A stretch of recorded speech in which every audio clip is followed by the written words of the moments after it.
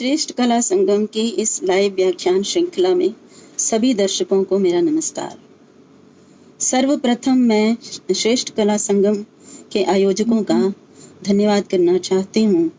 और उनको बधाई देना चाहती हूँ कि इस महामारी के काल में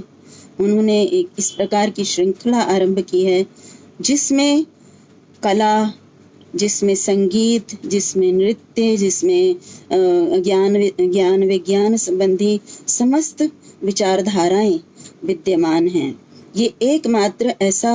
मंच है जहाँ पर सभी विषयों पर, चाहे वो मनोरंजन के विषय हों, चाहे वो ज्ञान के विषय हों, चाहे वो आज की महामारी के संदर्भ में हों, हर विषय पर व्याख्यान इस मंच के माध्यम से हो रहा है। इसलिए मैं उन आयोजकों को जो इतना परिश्रम कर रहे हैं, इस समय को अच्छी प्रकार से निकालने का, गुजारने का ये सबसे बड़ा साधन है, तो उनको मैं पुनः पुनः बधाई देती हूँ और मैं ये आशा करती हूँ कि ये इनके प्रयत्नों से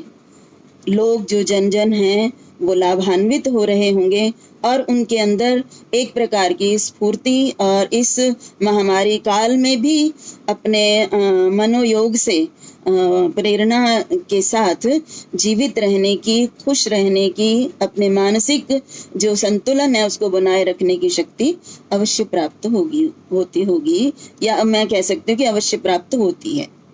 तो उसी श्रृंखला में आज मैं आपके सामने उपस्थित हूँ क्योंकि हम सब जानते हैं कि कोविड-19 इसको लगभग 2 महीने से ऊपर हो चुका है। 22 मार्च से यहाँ हमारे लॉकडाउन आरंभ हुआ था भारतवर्ष में और तब से लेकर आज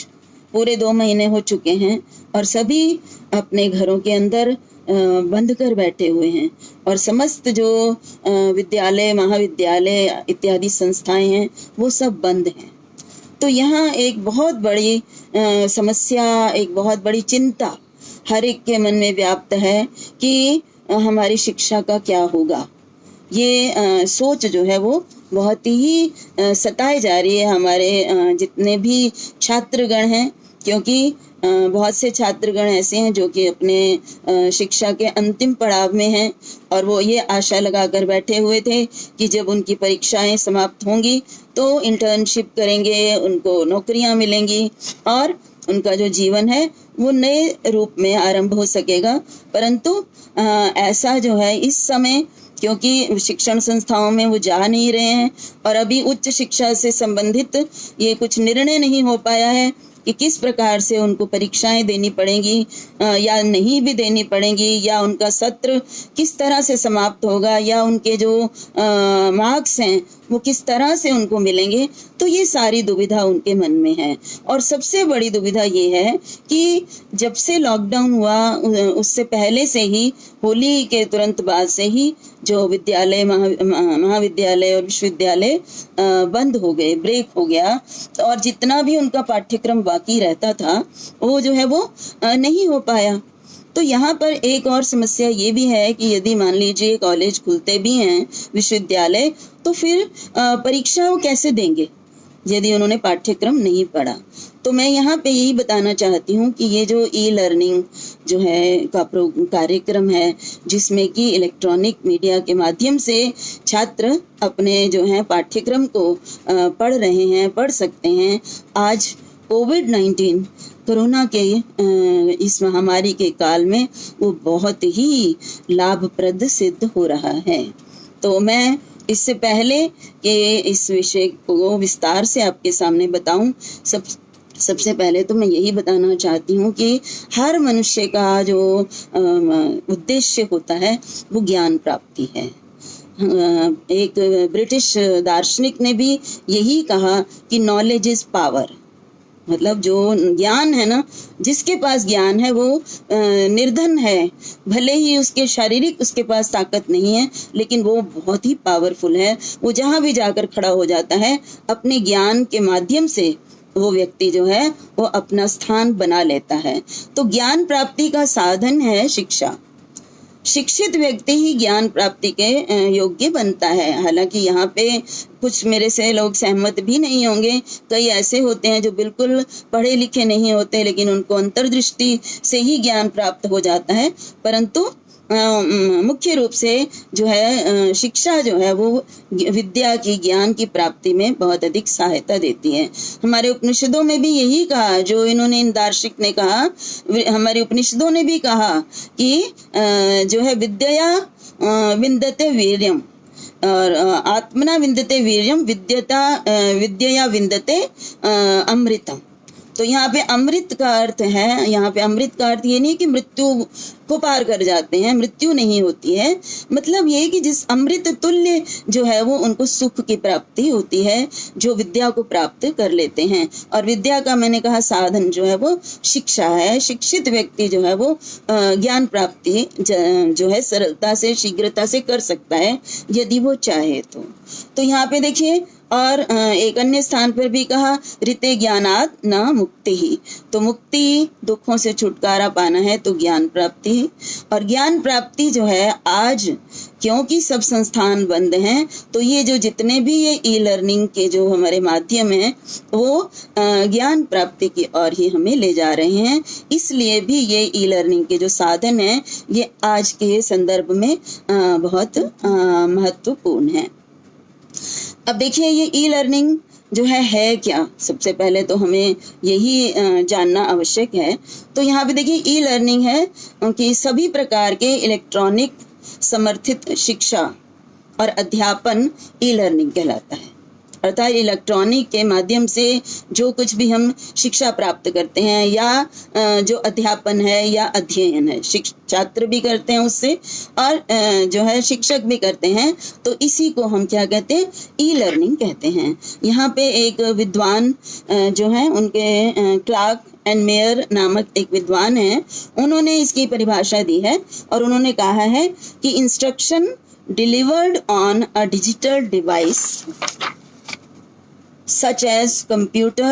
or mobile device that is intended to support knowledge learning। तो ये ई लर्निंग है। अर्थात किसी कंप्यूटर के माध्यम से या मोबाइल डिवाइस के माध्यम से जो कुछ भी हमें प्राप्त होती है शिक्षा, जिससे कि हमारी लर्निंग जो है वो हमें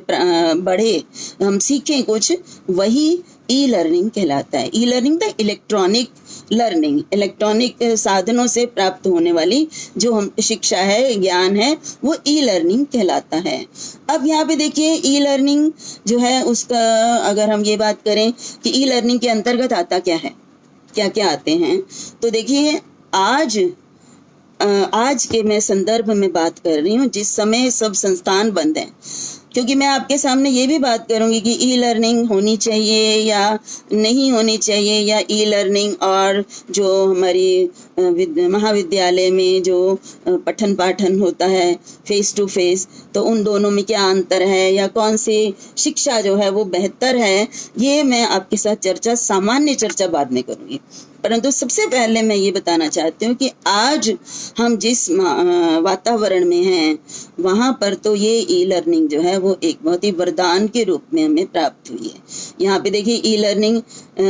कौन कौन से इसके माध्यम है, देखिए वेब के माध्यम से हो जाए आपका, उसके बाद ऑडियो है, वीडियो है, उसके बाद देखिए आपके जो हैं हम लोगों ने सरकार ने कुछ स्वयं जो है वो तैयार की हुई है ऐप, जिस पाठ्यक्रम है जिसमें लगभग 574 जो है विषयों पर उसमें हमें पाठ्य सामग्री प्राप्त होती है। इस तरह से स्काइप है, स्काइप के माध्यम से यहाँ पर टीचर और जो छात्र हैं वो आपस में इंटरैक्ट करते हैं। यदि टीचर उनको कोई व्याख्यान देता है तो वो क्या करते हैं कि वो जो है उनको यदि उसमें कोई संदेह होता है तो स्काइप के माध्यम से उस संदेह को दूर कर सकते हैं। इसी प्रकार से देखिए जूम ऐप के माध्यम से, आजकल तो जूम के माध्यम से ज्ञान का आदान प्रदान बहुत अधिक हो रहा है। बड़े बड़े विद्वानों को जूम के माध्यम से आमंत्रित किया जाता है और उनके व्याख्यान जो हैं वो सुनकर न केवल छात्र अपितु जो अध्यापक गण हैं, जो शोध कार्य करने वाले हैं, वो भी उससे लाभान्वित हो जाते हैं। इसका एक सबसे बड़ा लाभ ये भी है कि ये जो सेमिनार होते थे, उन्हीं का ये जो इलेक्ट्रॉनिक मीडिया पर वेबिनार कहते हैं उसको, और वेबिनार में आपको किसी प्रकार का व्यय भी नहीं करना पड़ता और अधिक ज्ञान प्राप्त होता है, क्योंकि वहाँ पर औपचारिकता बहुत अधिक करनी पड़ती है। उतना बहुत अधिक समय जो है सेमिनार में औपचारिकता में बीत जाता है। उसके बाद बहुत सारे जो हैं जो श्रोतागण हैं, दर्शक गण हैं, वो पहुँच भी नहीं पाते हैं, क्योंकि इतना अधिक जो है वहाँ पर उसमें डिस्टेंस होता है एक स्थान से दूसरे स्थान तक पहुँचने में। तो इसलिए वो बहुत सारे ऐसे जो कार्यक्रम हैं, जिन ज्ञानवर्धक सेमिनार होते हैं, संगोष्ठियाँ होती हैं, उनसे वंचित हो जाते हैं, रह जाते हैं। परंतु यहाँ पर ना कोई आपको कहीं जाना नहीं है, आपको किसी प्रकार का समय आपको नहीं लगाना, आपको किसी प्रकार का धन भी व्यय नहीं करना, और आपको घर बैठे हुए ज्ञान प्राप्त हो जाता है। तो ये जूम के माध्यम से, फिर गूगल मीट के माध्यम से भी जो है हम आपस में जो परिचर्चा कर सकते हैं। क्लासरूम की तरह हम छात्रों के साथ भी बातचीत करते हैं, और यदि उनकी कोई विशेष उनकी किसी प्रकार की समस्या हो या कुछ उन्होंने विशेष पूछना हो, तो वो चैट के माध्यम से भी अपनी समस्याओं का समाधान कर रहे हैं। तो ये जो क्लासरूम टीचिंग वाला जो कमी है, वो कुछ हद तक जो है यहाँ पर उनकी पूरी हो रही है। दूसरा देखिए, अब यहाँ पे यूजीसी ने सीईसी गुरुकुल के माध्यम से जो भी पाठ्यक्रम है छात्रों के लिए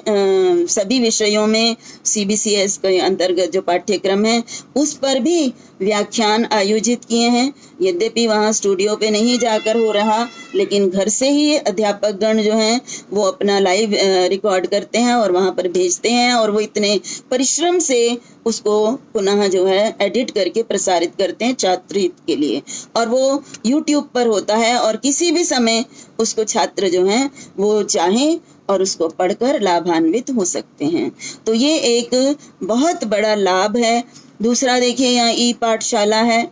उसके बाद मैंने आपको अभी ये बताया कि स्वयं के अंतर्गत पाठ्य सामग्री बहुत अधिक है, और इन दिनों में लगभग जो है कई लाख बच्चे जो हैं, छात्र जो हैं, वो उन्होंने एक्सेस किया है ये स्वयं में। और ये स्वयं में तो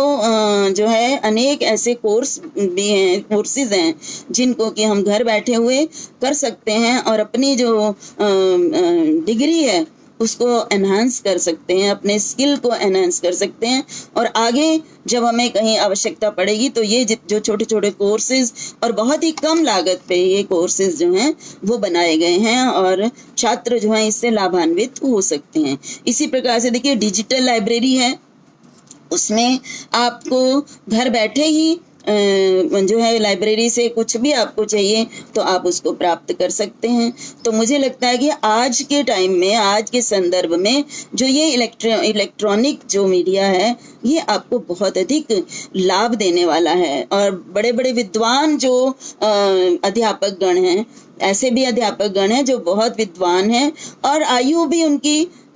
इतनी अधिक हो चुकी है कि वो उनको यदि आप आमंत्रित करें बुलाने के लिए, व्याख्यान के लिए, तो उनके लिए संभवतः ये जो है संभव नहीं है। परंतु यदि हम उनको घर बैठे उनके ज्ञान से लाभान्वित होना चाहते हैं और हो भी रहे हैं, तो ये एक ई लर्निंग का जो है हम सबको एक बहुत बड़ा जो है ये एक हमारे लिए देन है। कहते हैं ना कि भाई किसी भी चुनौती जो है, कोई भी चुनौती हो तो वो कुछ ना कुछ उसमें से अच्छा अवश्य निकलता है। तो ये अच्छा यही निकल रहा है कि हम आज अपने घर बैठे हुए जो है ज्ञान विज्ञान से पूर्ण रूप से, जो हम नहीं कर पा रहे थे, महाविद्यालय जाते थे, वहाँ जाकर हमारा पहले तो जाने में इतना समय, फिर वहाँ पे एक के बाद एक क्लास होगी, 4-5 बजे आप घर आते, तो आप जो है और अधिक जो है नहीं पढ़ सकते थे। उसी को जो आपने पढ़ा है उसी को अगर कर ले तो वो बहुत बड़ा जो है उसके लिए जो है समय ही नहीं होता। तो यहाँ पर देखिए अब बहुत सारी वेबसाइट्स हैं। अब हम एक ही विषय को लें तो उस विषय पर अनेकों वेबसाइट्स हैं और इस समय हमारे पास समय ही समय है, तो हम उन वेबसाइट्स को खोलें, उन वेबसाइट्स में उस विषयों से संबंधित जो कुछ भी सामग्री है उसको हम पढ़ें और उसको पढ़कर हम अपने जो है ज्ञान में वृद्धि जो है वो कर सकते हैं। तो ये जो इलेक्ट्रॉनिक माध्यम है ये आज छात्रों के लिए बहुत ही उपयोगी सिद्ध हो रहा है। यहाँ पर अब जैसे उन्होंने कुछ समय पहले 15-20 वर्ष के पहले की बात है, तो उन्होंने कहा था कि ये ग्लोबल विलेज की संकल्पना की थी। तो आज हम छात्र लोग या जो भी ज्ञान प्राप्त करना चाहते हैं विश्व के किसी भी कोने में हो तो उनको इस मीडिया के माध्यम से वो सब जो है ज्ञान प्राप्त हो सकता है। YouTube एक ऐसा साधन है जहाँ पर जितने भी व्याख्यान हैं उनको हम लाइव देख सकते हैं और लाइव देखकर हम उसको हमें अधिक ज्ञान प्राप्त होता है यदि हम किसी चीज़ को लाइव देखते हैं। तो हमारे पास पढ़ने की सामग्री भी है, वेबसाइट्स है हमारे पास, उसके बाद हमारे पास लाइव व्याख्यान भी हैं। उसके बाद यदि हम आपस में चर्चा करना चाहते हैं किसी विषय के ऊपर तो हम छात्रों के साथ, अपने सहपाठियों के साथ, अपने प्राध्यापकों के साथ अपने प्रश्नों को, अपने जिज्ञासाओं को उनके सामने रखकर उनको जो है उनकी पूर्ति भी कर सकते हैं। तो ये इस इलेक्ट्रॉनिक माध्यम का जो है आज के संदर्भ में सबसे बड़ी जो देन है, ये एक वरदान के रूप में आज हमारे सामने प्राप्त हुआ है।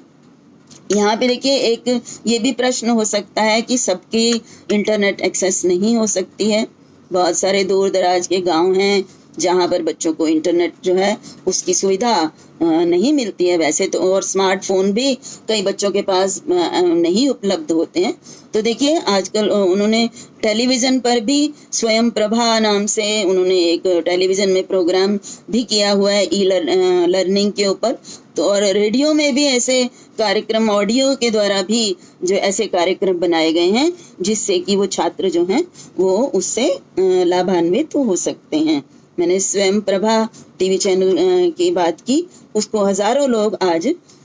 देखकर उसका लाभ प्राप्त कर रहे हैं। अब देखिए तो मैंने आपको बताया कि चाहे कोई दूर बैठा हो, कहीं भी बैठा हो, जो है वो इस ई लर्निंग के माध्यम से बहुत सारे, मैंने आपको बताया स्काइप के माध्यम से, यूट्यूब के माध्यम से, गूगल मीट के माध्यम से, जूम के माध्यम से, इन सभी और व्हाट्सएप वीडियो से वो अपने चाहें तो आपस में जो भी उनको व्याख्यान मिला उसको आपस में उसको डिस्कस कर सकते हैं और अपने विचारों का विनिमय करके और अपने स्किल को बढ़ा सकते हैं। तो ये तो मैंने आपके सामने रखा कि आज के इस समय में इलेक्ट्रॉनिक मीडिया जो है ये हमें कितना अधिक लाभकारी हो रहा है। परंतु इसका अर्थ ये नहीं है कि ये इलेक्ट्रॉनिक मीडिया जो है वो फेस टू फेस जो पठन पाठन है उसका विकल्प बन सकता है। ये बिल्कुल उसका विकल्प नहीं बन सकता। तो इसका देखिए इसके जो मैं आपको कारण यदि मैं बताती हूँ तो देखिए शिक्षा का क्या उद्देश्य है। शिक्षा का उद्देश्य है व्यक्ति एवं चरित्र का निर्माण करना, फिर समाज कल्याण और फिर ज्ञान का उत्तरोत्तर विकास। ये शिक्षा के उद्देश्य हैं। यदि हम घर बैठे हुए हैं, घर बैठकर हमने जो है अपने लेसन्स हैं उनको तैयार कर लिया है, सामग्री तैयार कर ली है, परंतु हम घर से महाविद्यालय नहीं जाते हैं तो हमारे चरित्र का निर्माण कैसे होगा। हम तरह तरह के लोगों के साथ, तरह तरह के सहपाठियों के साथ हमारा जो है उनके साथ जो संबंध होता है और उनमें से कई अलग अलग स्वभाव के होते हैं, तो हमें उनके साथ रहने की आदत, सहिष्णुता, और कई छात्र ऐसे होते हैं जो हमारे रोल मॉडल, हमारे साथी होते हैं, तो उनसे हम अनेकों बातें सीखते हैं। तो इससे हमारा चरित्र निर्माण होता है। चरित्र निर्माण में दूसरा एक और भी जो हमें सहायता करता है वो है हमारे जो प्राध्यापक गण हैं। छात्र बिना चाहे भी, यदि ना भी चाहें तो वो अपने अध्यापकों का अनुकरण करते हैं, उनके व्यवहार का, उनके बोलचाल का, उनके पढ़ाने के ढंग का अनुकरण करते हैं और इससे भी उनके चरित्र का निर्माण होता है। तो इसलिए क्लासरूम टीचिंग का तो विकल्प है ही नहीं कि हम ये कहें कि केवल मात्र इलेक्ट्रॉनिक मीडिया से हम पढ़कर हम जो है वह आगे बढ़ लेंगे, नहीं। देखिए, जब हम महाविद्यालय में जाते हैं तो वहाँ केवल पुस्तकीय जो है वो शिक्षा नहीं मिलती है आपको। आप कई तरह की सोसाइटीज़ जो हैं कॉलेजेस में होती हैं, यूनिवर्सिटी में होती है, तो इन सोसाइटीज़ के आप सदस्य बनकर और अनेकों आयोजन करना सीखते हैं। अनेक प्रकार की संगोष्ठियां आयोजित करना, कार्यक्रम आयोजित करना, तरह तरह के छात्रों को जोड़ना, उसके बाद फिर अतिथियों के साथ बातचीत करना, तो ये सारा जो है ये इनके चरित्र निर्माण में बहुत बड़ा सहायक है। क्योंकि अगर हम पुस्तकीय ज्ञान प्राप्त कर लेते हैं तो वो तो एक यांत्रिक हो गया, हम हो जाते हैं, रोबोट की तरह हो गए। हमने बहुत सारी किताबें पढ़ ली, हमको बहुत कुछ आता है, लेकिन व्यवहारिक दृष्टि से हमें कोई ज्ञान उस तरह से प्राप्त नहीं हुआ अगर हम घर के अंदर बैठे हुए हैं। आज का युवा तो पहले ही बच्चे क्या, युवा क्या, वो पहले ही कटे हुए हैं समाज से, बहुत अधिक समाज में उनका जो है समाज के साथ उतना अधिक जो है वो इंटरैक्शन नहीं हो रहा है। कारण कुछ भी कहिए, सिंगल फैमिली होने के कारण, संयुक्त परिवार ना होने के कारण। तो इस प्रकार से जो है जिस तरह से आज बच्चे जो हैं वो कटे हुए हैं, यदि अगर उनको भी महाविद्यालयों में शिक्षा प्राप्त ना करने दिया जाए, मतलब ना करना पड़े और केवल घर में बैठकर ही इन पे इंटरनेट इत्यादि के माध्यम से इनसे ही अगर शिक्षा प्राप्त की जाए, तो मुझे लगता है कि उस बालक का, उन बच्चों का, छात्रों का विकास नहीं हो सकेगा। मैं मानती हूँ कि दूर दूर से, दूर देहातों से छात्रों को आना पड़ता है। तो क्या कारण है? देखिए, सारी सामग्री मिल रही है, यदि अगर सब कुछ इंटरनेट पे प्राप्त हो रहा है, कोर्सेज भी प्राप्त हो रहे हैं, इग्नू है, इसके बाद आपका ओपन लर्निंग है, इनसे सब कोर्सेज जो हैं हम उनको कर सकते हैं, परंतु इनसे हम डिग्री प्राप्त कर सकते हैं, एक्स्ट्रा प्राप्त कर सकते हैं। मतलब कि हम अपनी शिक्षा के साथ साथ इनसे अपनी जो ज्ञान है उसको तो वृद्धि कर सकते हैं, परंतु ये उसका विकल्प नहीं हो सकता कि हम केवल मात्र कहें कि मैंने जो है ओपन लर्निंग से ये डिग्री प्राप्त कर ली है तो मैं पूर्ण रूप से इस योग्य हो गई कि मैं कहीं भी जाकर अगर खड़ी हो जाती हूँ तो मुझे कोई परेशानी नहीं होगी। देखिए, अगर हम कॉलेज में या विश्वविद्यालय में नहीं गए हैं, तो जब हम नौकरी करते हैं, रोजगार व्यवसाय के लिए जाते हैं नौकरी के लिए, तो वहां पर उस समय हमें बहुत बड़ी समस्या आ सकती है, क्योंकि उस समय हमें कई प्रकार के जो हमारे साथ कार्य करने वाले हैं उनके साथ हमें जो है मैं क्या कहूँगी कि उनके साथ हमें काम करना पड़ता है मिलकर, और वो अलग अलग स्वभाव के होते हैं, अलग अलग उनके जो है कई बहुत एरोगेंट होते हैं, कई बहुत सौम्य होते हैं। तो यदि हमने सीखा ही नहीं, देखिए घर में भी हम सिंगल फैमिली में हैं, बच्चे जो हैं जो कुछ चाहते हैं उनको प्राप्त होता रहता है, और अगर वैसे भी अगर कॉलेज भी नहीं गए हो, कॉलेज में आपने कुछ शेयर नहीं किया है, सबके साथ व्यवहार करके नहीं देखा है, सहनशीलता आपके अंदर नहीं आई है, तो मुझे लगता है कि जहाँ कार्य क्षेत्र है वहाँ पर उस समय आपका जो ये पुस्तकीय ज्ञान है वो काम नहीं आएगा। उस समय काम क्या आएगा कि आप कितने व्यावहारिक हैं और कितने तुम जो है लोगों को जो है अपने साथ मिलाकर काम कर सकते हो, उनके साथ मिलकर काम कर सकते हो। तो ये जो है आपको कहाँ से प्राप्त होता है? जो हम सामने सामने जो पठन पाठन होता है उसी से प्राप्त कर सकते हैं, क्योंकि वहाँ पर हमें अनेक और जो गतिविधियाँ जो हैं उनमें भी भाग लेना पड़ता है। इसका इसी का परिणाम है कि जो है मैं दिल्ली विश्वविद्यालय में हूँ, तो मैं आपको ये बता सकती हूँ कि देश के भिन्न भिन्न भागों से, दूर दूर के भागों से लोग जो हैं यहाँ पर प्रवेश प्राप्त करने आते हैं। तो नहीं तो इतनी दूर से कौन कष्ट उठाएगा यदि उसको सब कुछ बिना कॉलेज अटेंड किए प्राप्त हो जाएगा। तो दूसरी बात यह है कि बहुत सारे ऐसे कोर्सेज हैं, चलिए मैं लिटरेचर में मान सकती हूँ कि चलो आपको सामग्री प्राप्त हो रही है, आपको 5 प्रश्न या 10 प्रश्न पूछे जाते हैं तो आप उनके उत्तर जो है लिख कर आएंगे, परंतु जिनमें प्रैक्टिकल्स होते हैं जिन कोर्सेज में, उनके लिए हम अगर कहें कि ईमेल से, आज कल मैं जैसे सुन रही हूँ ईमेल के माध्यम से प्रैक्टिकल हो रहे हैं, तो मुझे ये, क्योंकि इस समय देखिए आप परिस्थिति को समझिए, मैं इस परिस्थिति में सब कुछ उचित है, छात्रों को व्यस्त रखना बहुत आवश्यक है और किसी भी प्रकार के उपायों से हम करें, परंतु सामान्य स्थिति में जो ये प्रैक्टिकल्स वाले जितने भी विषय होते हैं वो बिना जो है प्रयोगशाला में जाए बिल्कुल नहीं हो सकते हैं। तो और दूसरी बात ये देखिए, ये जो दिल्ली विश्वविद्यालय की लॉ फैकल्टी है, यहाँ पर मूक कोर्ट चलती है, तो इस प्रकार के जो सुविधाएं हैं, इनको यदि एक लॉ का छात्र जो है घर बैठे केवल मात्र किताबें पढ़ेगा और उसने प्रैक्टिकल नहीं किया है, ये मूक जो है ये कोर्ट में उसने तर्क वितर्क नहीं किया है वहाँ पर, तो आगे जाकर वो एक अच्छा वकील बनेगा या वो अच्छे जो है वो तर्क वितर्क कर पाएगा, वाद प्रतिवाद कर पाएगा, इसमें भी एक संदेह की बात होती है। तो दूसरी बात ये है कि ये जो इलेक्ट्रॉनिक साधन है, उपकरण है, इनसे जो बेचारे दूर दराज के बच्चे हैं जिनके पास फ़ोन नहीं है, इंटरनेट नहीं है, देखिए हमारा इंटरनेट सिस्टम जो है वो उतना स्ट्रांग नहीं है। बहुत बार ऐसा होता है कि बात चल रही होती है, क्लास चल रही होती है, व्याख्यान चल रहा होता है, बीच में इंटरनेट चला जाता है, और बहुत से ऐसे बच्चे होते हैं जो कि अफोर्ड भी नहीं कर सकते हैं कि इंटरनेट की जो कैपेसिटी है उसको बढ़ा दें और फ़ोन भी ऐसा लें जो स्मार्टफोन हो, तो उन बच्चों के लिए तो फिर ये एक बहुत बड़ी असुविधा हो जाएगी कि वो इस पर यदि उनको निर्भर रहना पड़े। तो इसलिए, और क्लासरूम दिल्ली विश्वविद्यालय में मैं जानती हूँ कि भाई ये जो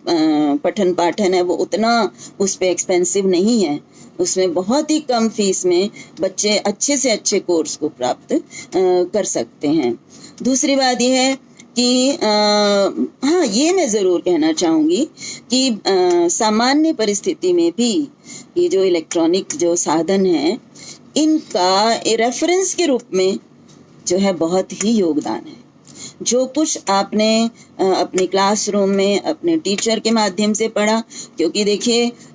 पाठ्यक्रम जो है उसके अनुसार जो है वो पढ़ना पड़ता है, उसके लिए कितने घंटे होने चाहिए, क्रेडिट होने चाहिए, तो टीचर भी जो है वो बाध्य होते हैं कि वो छात्रों को किस तरह से कितना समय देकर क्या क्या करवाएं। तो ये जो है इलेक्ट्रॉनिक मीडिया, ये बहुत ही सहायक होता है छात्रों को और अधिक ज्ञान प्राप्त करने के लिए। अगर गाइड हमें प्राप्त हो गई, वहाँ से गाइडेंस मिल गई है, तो हम वेबसाइट पे जाकर ई-लाइब्रेरी के माध्यम से, यूट्यूब चैनल पे अपने विषय के व्याख्यानों के माध्यम से हम उसको देखकर और जिस विषय में हम ज्ञान प्राप्त करना चाहते हैं उस विषय को हम और अधिक अच्छे से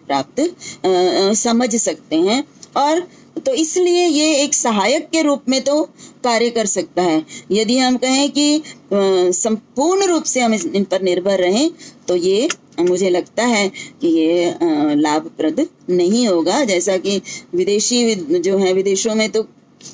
करने का प्रयास ही किया जा रहा है कि हायर एजुकेशन इतनी महंगी है, इसलिए ये ऑनलाइन एजुकेशन सिस्टम जो है वो होना चाहिए। परंतु जो डेवलपिंग कंट्रीज हैं, विकासशील देश हैं, उनके लिए, क्योंकि गरीब देश हैं, इनमें जो है पर कैपिटा इनकम सबकी उतनी नहीं है, इसलिए सभी इसको अफोर्ड नहीं कर सकते। और दूसरा मैंने बताया कि भारतीय संस्कृति में चरित्र निर्माण जो है वो बहुत ही महत्वपूर्ण है।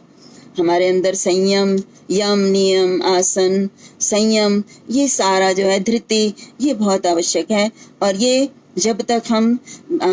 दूसरे लोगों के साथ हमारा इंटरेक्शन नहीं होगा, संबंध नहीं होगा, मेल जोल नहीं होगा, तब तक हम ये सीख नहीं सकते। तो इसलिए आज के संदर्भ में, कोरोना के संदर्भ में जो है जिस प्रकार की स्थिति है, उस समय तो जो ये ज्ञान की धारा बह रही है हर तरफ से, हर विद्वान, हर अध्यापक जो है वो किसी न किसी रूप में छात्रों के लिए अलग अलग तरीके से अलग अलग विषयों पर व्याख्यान दे रहे हैं, कुछ उनकी मानसिक स्थिति को संतुलित करने के लिए, क्योंकि आज बहुत आवश्यकता है, क्योंकि आज सब डरे हुए हैं, एक भय का वातावरण है। मैं पहले भी कह चुकी हूँ कि ये जो भय है, ये बीमारी का भय तो एक तरफ है, एक जो मृत्यु का भय वो भी साथ में सताता है कि मुझे ये बीमारी हो गई तो मैं बचूंगा नहीं या मैं जीवित नहीं रहूंगा। तो ये वाली भावना जो है हमें दिल से, मन से निकालनी है। महामारी आई है, इसको जो है इसको हमने जो हमारे लिए नियम बनाए गए हैं उन नियमों का पालन करते हुए इस बीमारी को हमने झेलना है। हमें कोशिश करनी है कि इसको अपने से दूर रखा जाए। परंतु मृत्यु की जहाँ बात कहें तो वो तो अवश्यम भावी है। कृष्ण ने गीता में कहा, जातस्य ही ध्रुवो मृत्यु ध्रुवम जन्म मृतस्य च तस्माद अपरिहार्य अर्थे न तुम शोचितुमर्हसि। मतलब ये तो अपरिहार्य है, तो इसको अगर हम इसके साथ जोड़ेंगे तो मानसिक तनाव हमारा बढ़ेगा। तो हमें अपनी सकारात्मक अप्रोच रखनी है और हमें ये जो है हर समय नियमों के अनुसार, नियमों का पालन करते हुए, अपने घर में रहते हुए, बहुत अधिक आवश्यकता ना हो तो हम बाहर नहीं जाएं, और अपने घर में रहते हुए जितने भी हमारे लिए उपयोगी व्याख्यान हैं उनको अगर हम सुनते रहें, देखते रहें, और उसके बाद केवल मात्र सुनने और देखने की बात नहीं है, उन पर हमारे पास समय मिला है, हमें उन पर हम चिंतन करें, क्योंकि स्वाध्याय का बड़ा महत्व है। हमने दूसरों के मुख से सुन लिया, सुनने के बाद जब हमने उस पर स्वाध्याय नहीं किया, हमारी भारतीय संस्कृति में स्वाध्याय का बड़ा महत्व है, क्योंकि जब हम स्वयं उसको पढ़ते हैं, उस पर सोच विचार करते हैं, तो हमें वो विषय जो है वो और अधिक हमारे जो ज्ञान की वृद्धि करता है। बहुत सी चीजें केवल मात्र सुनने से, देखने से हमारी गुत्थियां नहीं सुलझती हैं, लेकिन जैसे ही हम स्वयं उनको करने बैठते हैं तब हमें समझ में आता है कि हाँ ये इस प्रकार से है। तो इसलिए मैं चाहूंगी कि अपने इस समय को, जो भी ज्ञान आप प्राप्त कर रहे हैं, जहाँ से भी आप जो है ज्ञान ले रहे हैं, चाहे वो अपने विषय के प्रति हो या सामान्य भारतीय संस्कृति के बारे में हो, मनोविज्ञान के बारे में हो, तो उस पर आप चिंतन कीजिए। और चिंतन करने से मानसिक शांति मिलती है, मानसिक संतोष मिलता है, मनोबल मिलता है, और हमारी इंद्रियां जो हैं, क्योंकि युवा हैं तो युवा तो चाहता है कि मैं घर से बाहर निकलूं, मैं धन्य है युवक जो अपने घरों में बंद होकर बैठे हुए हैं। मैं तो उनको बहुत अधिक साधुवाद दूंगी, परंतु ये उनके लिए अच्छा है। और इसके साथ ही अपने मन में सकारात्मक सोच रखिए, और चक्रवत परिवर्तनते दुखानी च सुखानी च, ना हमेशा दुख रहता है, ना हमेशा सुख रहता है। एक समय अवश्य आएगा कि ये कोरोना भी आप लोगों के संकल्प के आगे, आप लोगों की अच्छी भावनाओं के आगे वो अपना जो है दम तोड़ेगा और आत्मसमर्पण करेगा, और हमारे देश से जो है वो हमेशा हमेशा के लिए चला जाएगा। और आपने जो ये ज्ञान प्राप्त किया है वो आपको जीवन भर लाभप्रद होगा। तो इसी के साथ मैं सभी दर्शकों को ये मेरी शुभकामना देती हूँ कि आप सब लोग स्वस्थ रहें, सकारात्मक सोच रखें, और अपने जीवन में जिस उद्देश्य को लेकर आप ये व्याख्यान सुन रहे हैं, देख रहे हैं, और आपका उद्देश्य पूरा हो। इसी के साथ सबको मेरा नमस्कार, धन्यवाद।